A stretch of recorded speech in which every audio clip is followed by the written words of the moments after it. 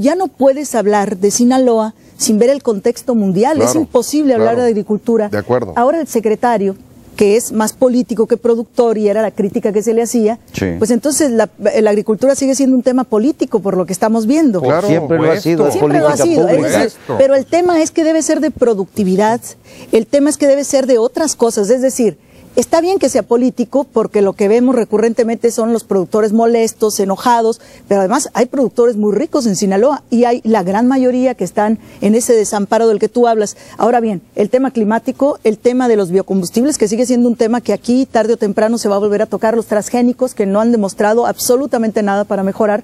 El punto aquí sería, ¿qué se está haciendo cuando la FAO a nivel mundial está pidiéndole a los países en el mundo? El 16 de octubre va a ser el Día Mundial contra el Hambre, y dice, tienes que producir más y te tienes que fijar más en esos pequeños productores. Ellos están pidiendo que sea a nivel de cooperativas, aquí se llama de otra manera, hay otros esquemas de financiamiento, pero ¿qué se está haciendo con esos pequeños para agruparlos, como la FAO está pidiendo que se haga en países como México? Nada, no se está haciendo nada, ni siquiera te tiene que responder. Pues yo tengo un esquema mixto. Tiene que responder si van a hacer algo. Y te pongo un ejemplo. O sea, tú tienes ahorita en Surutato a 36, 40 familias que tienen un cuartito de hectárea protegida y tienes una empresa. Yo creo en los esquemas mixtos. O sea, lo que tenemos que buscar aquí, o sea, aquí no hay economía de escala ahorita que se hablaba. Aquí se cree que economía de escala es escalar. Economía de escala es cómo integras al pequeño con el mediano, con el grande. Aquí creen que escala es soy dueño de la tierra, soy dueño de la empresa, soy dueño de todo. Y eso te limita.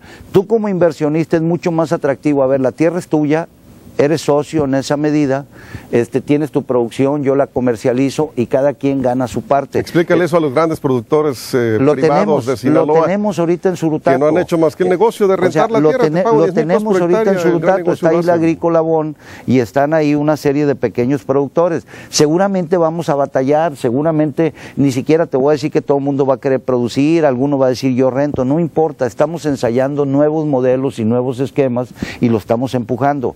Ahora, en el temporal, ¿qué necesitamos? Necesitamos el temporal bancarizarlo, necesitamos que los apoyos se den bancarizadamente. O sea, ¿para qué te sirve un apoyo de proleaginosas después en el temporal? ¿Por qué no lo bancarizas y haces llegar todo un paquete tecnológico que le permita producir? O sea, son muchos los esquemas que necesitamos. Necesitamos también hacer una red en frío para los pescadores, porque luego te malbaratan.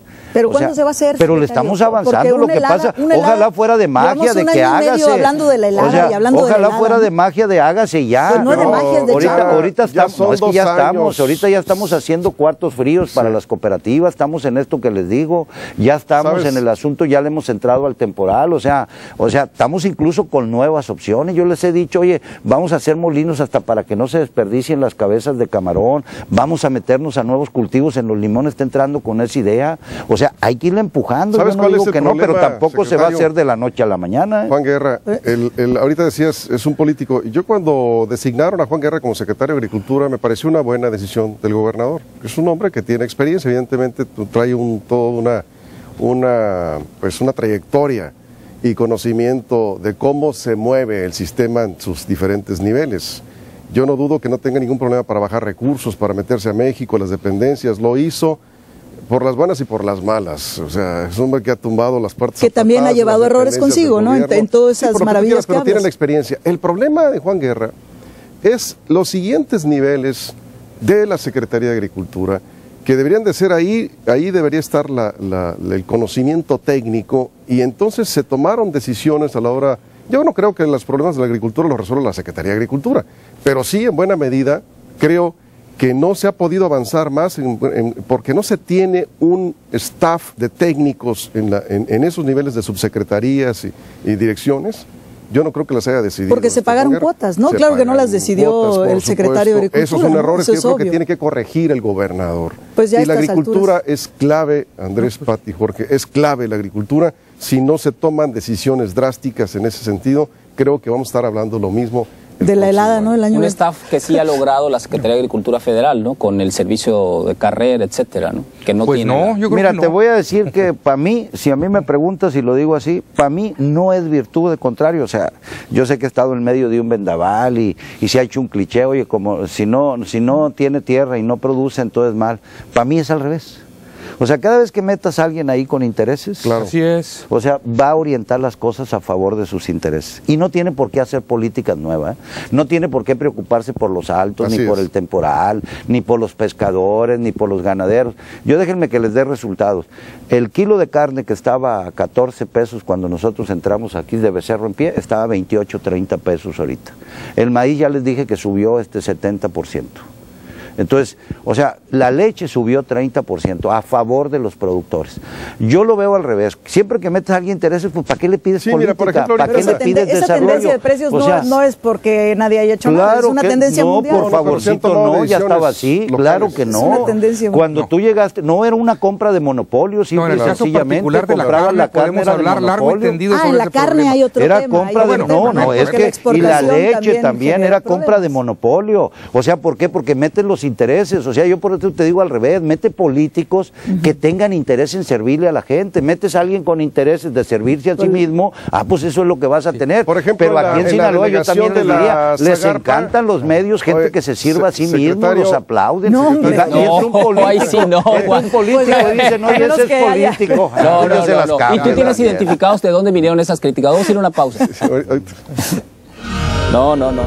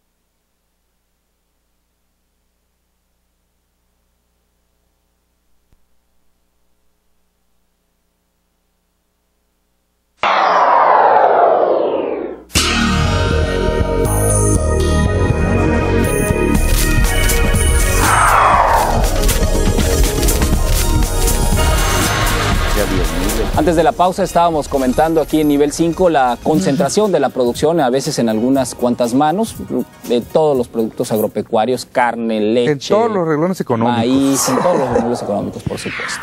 Juan. Sí. No, pues es una cosa, yo fíjate, dijiste que Juan Guerra es de izquierda, yo creo que hay que promover el libre mercado, lo que no hay en México es libre mercado. Cuando tú tienes uno o dos monopolios que te fijan precios y se apropian de todo, tú ya no tienes libre mercado. Libre mercado es que tengas competencias que permita que todo el mundo le entre. Paradójicamente, ahora va a ser la izquierda la que tengamos que plantear que libre mercado, porque lo que mucha gente cree que es libre mercado son precios de monopolio. Entonces de repente se te ponen de acuerdo, en el agro ocurre 2, 3, y te fijan un precio, y ya que hacen los miles de productores. Ese es un problema que hemos tenido. O sea, ¿y cómo evitarlo eso? Bueno, pues brincándolo. O sea, haciendo un esfuerzo porque entren más participantes. Ustedes dicen, ¿tuvimos problema con el maíz? Sí, sí lo tuvimos, porque entraron más participantes. Lo cómodo es que te compren 1 o 2 y te pongan el precio. Oye, tenemos lo de la carne, ¿por qué subió? Pues bueno, porque no exportábamos, hicimos un esfuerzo todo lo que hicimos para que subiera la carne es simplemente promover una exportación directa a Estados Unidos que está arriba de 40 pesos el kilo de becerro. Y en la medida que promovimos, dijeron aquí, o compro a un precio más caro o ya no puedo comprar. Entonces, sí es una situación, pero infortunadamente no es una situación de Sinaloa, es prácticamente esta situación de todo el país, donde tú le busques en cualquier actividad vas a encontrar 1 o 2 que están fijando los precios y que están pactando precios. Aquí la pregunta clave, secretario, es, y esa es la duda que yo tengo, es decir, ¿hasta dónde un gobierno estatal puede contrarrestar a un gobierno federal? Porque aquí el problema en mucho viene de eso. La verdad es que hay buenos precios, etcétera, pero el agro sinaloense sigue mal y mal y mal y mal, porque evidentemente es una política federal orientada a eso. Y en la medida en que esa política federal siga así, pues esto va a seguir empeorando. Por más que el gobernador, que su secretario, que resuelva los niveles medios y bajos, etcétera, O sea, yo tengo esa duda, ¿hasta dónde realmente se puede contrarrestar ese tipo de acciones? Porque, por otro lado, yo me estaba acordando, también por ahí entre los 60 y los 70 hubo también una sequía fuerte en el país, sobre todo en la zona centro. Uno de los estados más afectados fue Michoacán. Y resolvieron el problema del agua. Precisamente como el gobierno federal ni caso les hizo. Entonces, estos recurrieron a un expediente muy sencillo. En todos los arroyos chicos, sobre todo los arroyos chicos, inclusive en pequeños arroyitos, se pusieron a hacer lo que ellos llaman tapos. Ponían con piedras, etcétera, a provocar que el agua se encharcara. Porque en Michoacán sobre todo dependen del agua de bombeo. Entonces, a través de esos tapos, hicieron que creciera de nuevo, volvieron a recargar los mantos freáticos y resolvieron su problema de agua, no con las grandes obras hidráulicas, con los grandes proyectos faraónicos, no, con un sentido muy comunitario, ¿no? Y lo resolvieron. Entonces, bueno, ¿hasta dónde aquí en Sinaloa podemos nosotros resolver problemas que nos acarrea la política federal? Porque inclusive en el nivel del agua, en lo del agua, yo no sé hasta dónde ese tipo de soluciones nos pueda funcionar, porque es evidente que el esquema al que estamos tradicionalmente acostumbrados, que es el de almacenamiento de agua en presas, pues van a tardar hasta que no nos pegue de lleno un ciclón en la zona central, y que sea un ciclón con mucha agua, porque hay ciclones con poca agua. Tiene que entrar un ciclón con poca agua para que nos vuelva a recargar las presas. Con mucha agua, perdón. Mientras eso no ocurra, bueno, ¿qué vamos a hacer? No, evidentemente el gobierno federal en este país es determinante. Los estados, ustedes saben cómo está la realidad de los números. Los estados que aportarán el 4 o 5% de su presupuesto y el resto lo suministra el gobierno federal el 95%. Y obvio, agricultura es un reflejo. Y las políticas sin dinero pues no son políticas. Así es. Entonces, obviamente que todo está orientado. Por eso la demanda ahorita de todos los estados es que se federalice más esto, que se permita a los estados tener más injerencia y tener un plan. Ahorita estamos trabajando un plan, es un piloto que estamos trabajando con gente de lo que sería la FAO a nivel de los estados de América, para un estado de cómo podríamos hacer un programa. Estamos trabajando 4 estados. Ahora, esas pequeñas obras son muy importantes, hay que hacerlas, ¿eh? De hecho, las estamos haciendo. O sea, tenemos varios ya represos y comunidades que se meten, pero no hay que despreciar las grandes obras, porque si México tiene un potencial en alimentos, imagínate, nosotros aquí podemos meter 200, 300 mil hectáreas más al riego. Entonces eso te da como país un potencial enorme, ¿no? No, claro. El asunto es... que dependemos de lo que se decida allá. Pero además, y vamos a suponer que estén haciendo presas, pero en lo que las hacen, y además el problema es que aunque las hagan, aunque ahorita hiciéramos, no sé, 5 o 6 presas nuevas en Sinaloa, el problema es que no se van a llenar.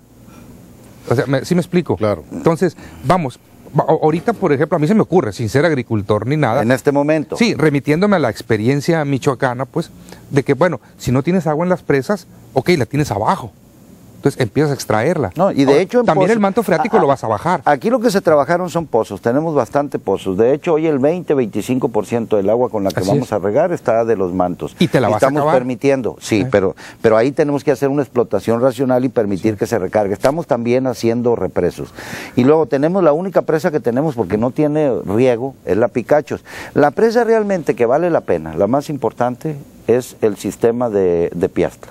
Ese es un río grande, pues, que trae muchísima agua y que puede capturar una presa grande. Si esa agua la empezamos a capturar con el río, el sistema Elota Piastla más el San Lorenzo, podemos regar todo Culiacán y el Humaya lo vamos a liberar totalmente hacia el norte, hacia Angostura y hacia Guasave. Ese es el sistema. Esto viene, acuérdense de aquel famoso Plino. ¿El Plino? Sí, más o menos viene de ahí. ¿Dónde perdimos el Plino? En la Picachos porque nos quedó más abajo. Pero desde el sistema Piastla estamos integrados a ir llevando agua hacia el norte. Y el Plino era para llevar agua de Nayarit. Desde Nayarit. Que tiene muchísima agua, ¿no? Pero bueno, pero ¿será que se puede pasar el sexenio y aquel proyecto de la presa Santa María y todo esto de Elota Piastla, pues pasa el sexenio y no se puede concluir. No, es que si no hay un cambio, yo también coincido en eso, si no hay un cambio, una visión de que nuestro futuro, nuestra oportunidad está en los alimentos, si seguimos despreciando los alimentos y pensamos que podemos entrarle, el problema no es no entrarle a la informática, entrarle a la informática de los alimentos. ¿Tú crees que para los alimentos no se requieren software, programas, todo? Claro. ¿Por qué no desarrollamos eso? ¿Para qué le estás entrando en lo que no vamos a desarrollar?